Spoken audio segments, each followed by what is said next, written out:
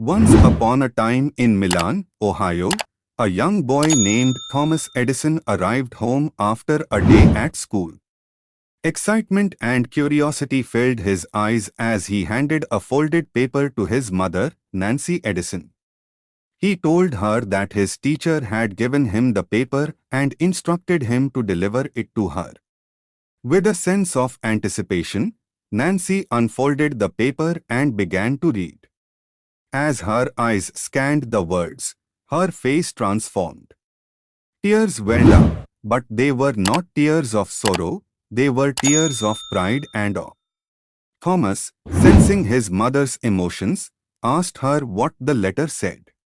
In a voice filled with love and admiration, Nancy read aloud, "Your son is a genius. This school is too small to cater to his exceptional abilities.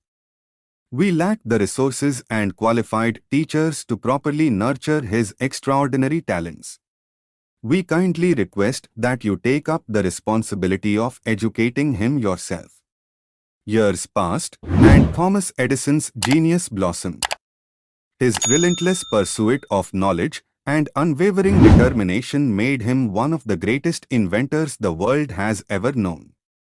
However, the weight of time bore heavily on his heart, as it does for us all. Eventually, the day came when Nancy Edison, the guiding force in Thomas' life, breathed her last.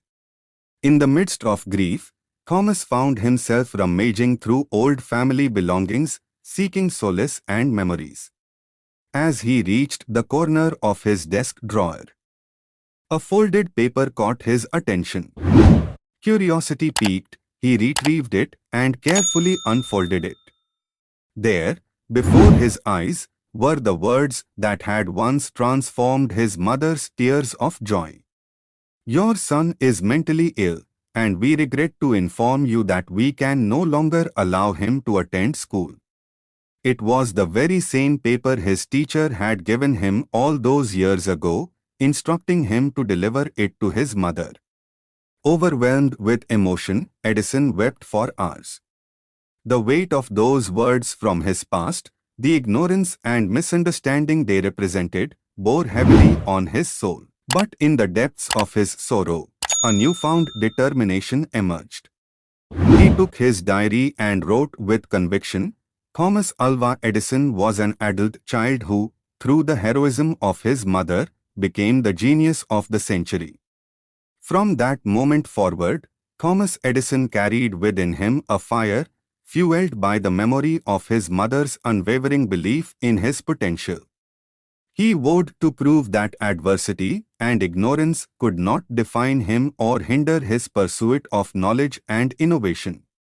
This remarkable story teaches us a valuable lesson.